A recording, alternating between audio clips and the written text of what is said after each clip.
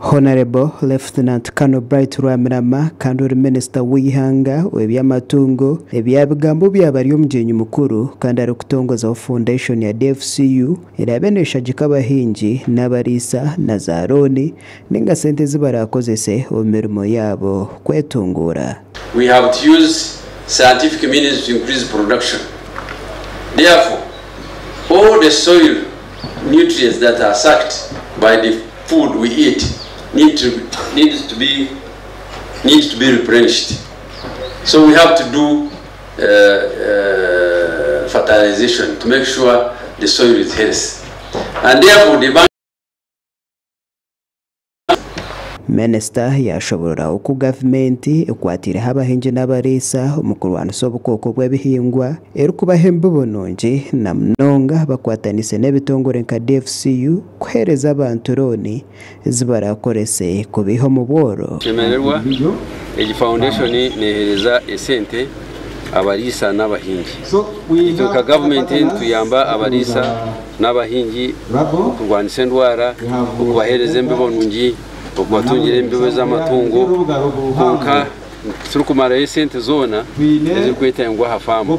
Government hechineme emyanya ekwetengisa ebitongore biri aheru ya government kwegitamu ahabo kuba buchweka nshanjo bw'abantu abakutura mu Uganda nabarebererwa by'obuhinji n'oburisa konke sente ez'obutare n'inche impinda hinduka yensi neyongera kandi nabahabura ahamyoga. We do infrastructure, but we leave gaps.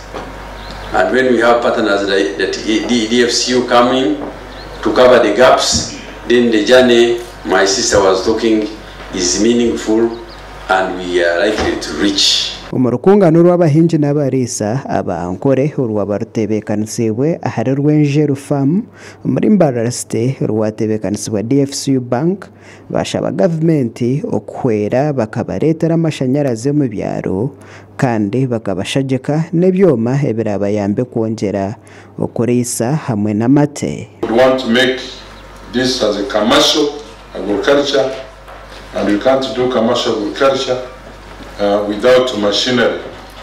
Then secondly, power, like we would be doing value addition, but when you don't have electric power, you can't do much. You hear the generator is running, at night we use solar, but this can't do much.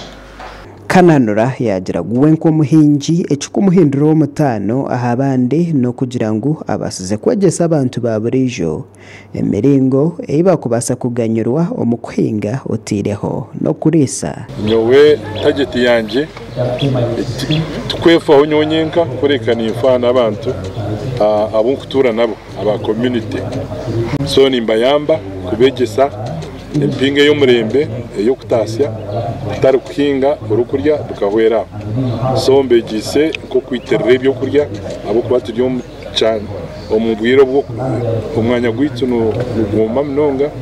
Foundation tutongoza eze n'enkola ey'okutendeka abalimi okulaba nti basobola okufuna credit erimu obumanyi, okufuna credit eneneko, okufuna credit mu bwangu, okufuna credit etejja kuba mu bituli mu nsawo zaabwe. James Kabogoza yashoborera ebizibu ebyabahinji n'abarisa barukurabamu nk'obutamanya aho kugenda baba nebenda obuyambi.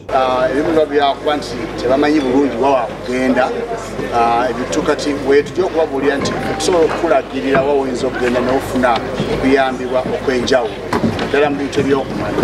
Kankunda Jacqueline omuhwezi wa RCC ahabwa Mbarara-State yashaba ba DFCU bank kurebeka ngo bahereza abantu esente za grow abantu abashemerire batari abantu abo mu nkukuto. Money through you, and I pray you give it to the right beneficiaries at the right time.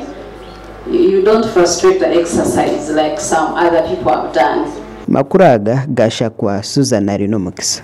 Media team, I requested to be at the photo booth. I request our clergy